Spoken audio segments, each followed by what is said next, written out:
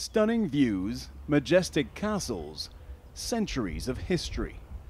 The Loire Valley is one of the crown jewels of French tourism, drawing 6 million visitors a year from all over the world, an industry crippled by the coronavirus.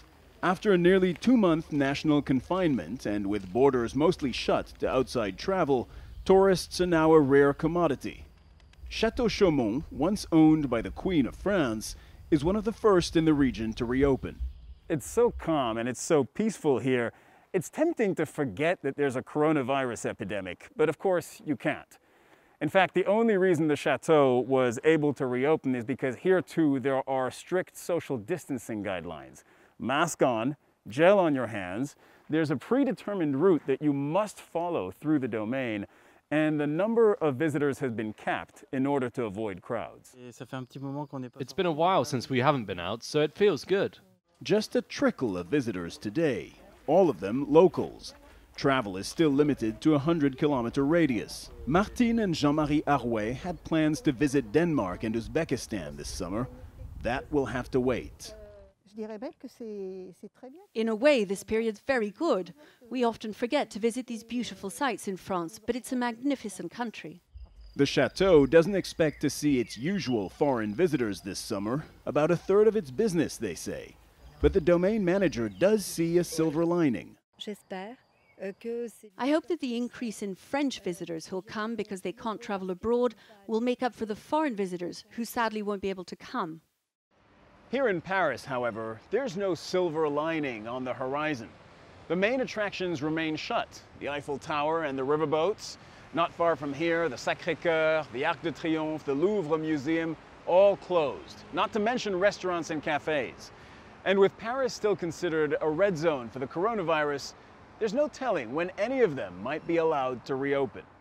With almost 90 million tourists a year, France is the most visited country in the world. Last week, the French Prime Minister said saving the industry was a national priority. The government's bailout package for the sector includes guaranteeing bank loans to businesses and paying 80% of the salaries of furloughed workers. For Jan, owner and manager of 2 hotels and a restaurant in the heart of Paris, it's a lifeline. His last booking was on March 12th. It's scary, huh? Thanks to a €250,000 loan, he hopes to be able to survive the next few months, but desperately needs borders to reopen and travel to pick up. We need people to fly again. Tourism is airplanes. No airplanes, it really limits the amount of tourists that we're going to have. Until then, Parisians will have the streets of the capital to themselves.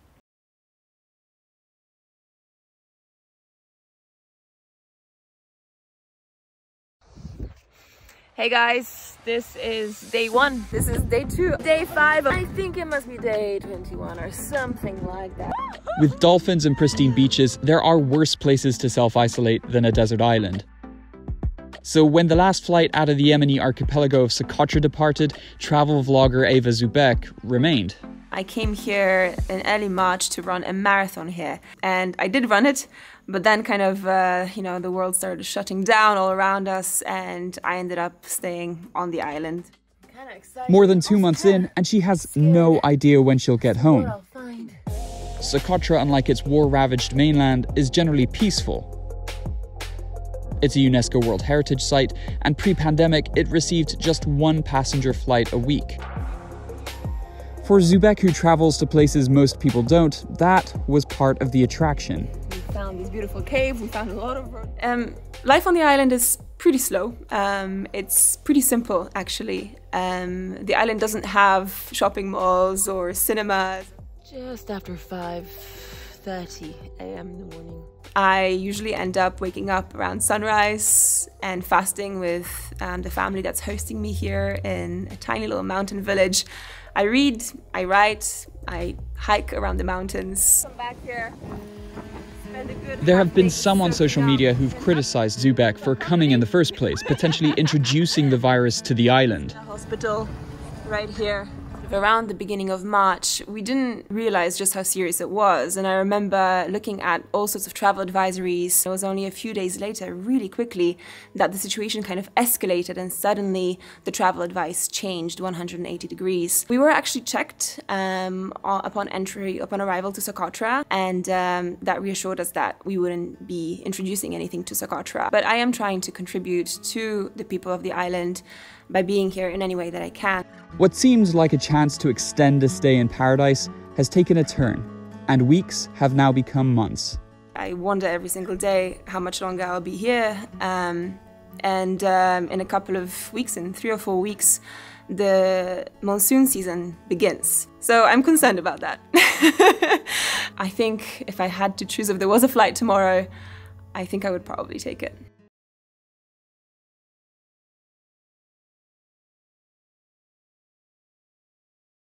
When we got down here, the message came in, check the news, and I was thinking, what the heck is going on?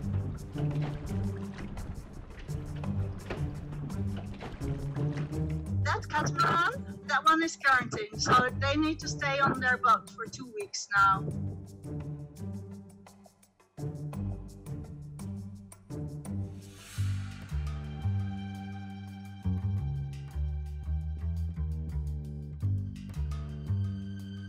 I feel like I have tons of fun on the boat, but some things aren't that fun.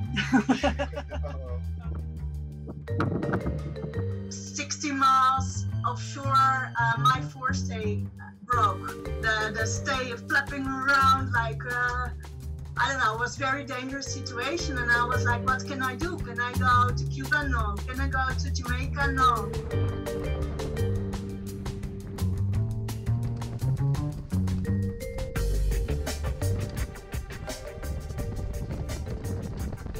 When I came in Mexico with my sail in 1,000 pieces, everybody could see that I really was in trouble. They were extremely nice. I had not expected that. I think we're sailors, so we are pretty good in adapting the sails. And now I'm facing the next problem, and that is hurricane season.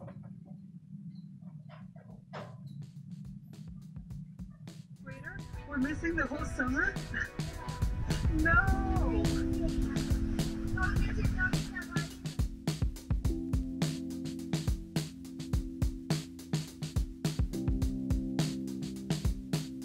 As of today, it seems like we will be stuck in French Polynesia for another year. So yeah, sail the boat here in French Polynesia. I mean, how does everyone feel about that? It's a journey coming to an end. Yeah. I don't know. Maybe. What do you feel? Well, going back to house, there are always pros and cons. Yeah, it's true. More space, pros. More space. Less adventure, con. Yeah. I think a lot of people might think, wow, it's crazy to live on a boat right now. Yeah, well, people say that even in normal situations. It's crazy to live on a boat with a family. Like, what are you thinking? We've had that for many years. Well, maybe we're, yeah. And I don't know, maybe now is a better time because, as Noah said, we are more away from everybody. It's easy to isolate. I feel like we're much freer on the boat.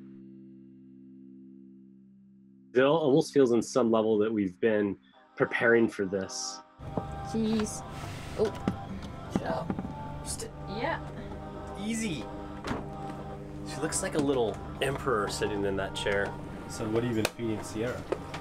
She loves broccoli. She loves broccoli. Yeah. Actually, it feels as far as like what we're doing on YouTube that we've seen about a 300% increase in people watching our videos. Which you understand, people are at home, they're looking for, but it's also cool.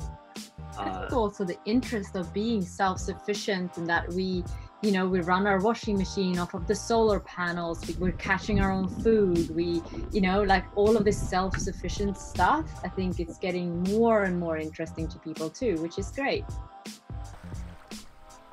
Our long-term plan, I would love to just be a family on the ocean and just sail around and make YouTube videos. And just like, it's amazing and I love it. I think one of the things that we're really grateful for is that we can spend 24 hours a day, 7 days a week together.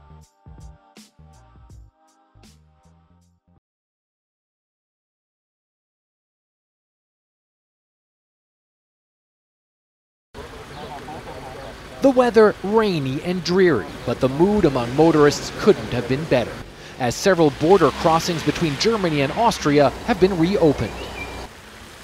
Austria and Germany plan to entirely reopen their border by June 15th, part of a larger European effort to bring the free movement of people back and revive the comatose tourism industry, all while ensuring there isn't another outbreak.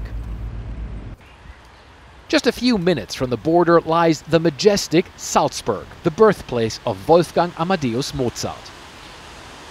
Salzburg is normally a magnet for tourists, with people coming not just from all across Europe, but from the entire world. Now, of course, all of that came to an abrupt standstill when the pandemic hit, but now at least there's a glimmer of hope that some visitors could return in the not-too-distant future. For Hannes Bachmann, owner of the famous Brauhof Krimpelstädter, the future starts now. With restaurants allowed to open since Friday, Bachmann says he's optimistic business will recover. The people need optimistic, need loving, need social life. And that's what I show them and I give them. But hotels like the Zur Blauen Gans will have to wait longer, until May 29th. The Salzburg region has seen a tourism boom in recent years. The region's tourism representative says getting visitors back is vital. We are expecting a loss of revenue for about 25% for the whole year, so it's massive. And of course, we are looking forward to restart again. Germany and Austria have both said they're keen to revive travel and tourism between the two countries, but it all depends on whether they can continue to beat back the pandemic.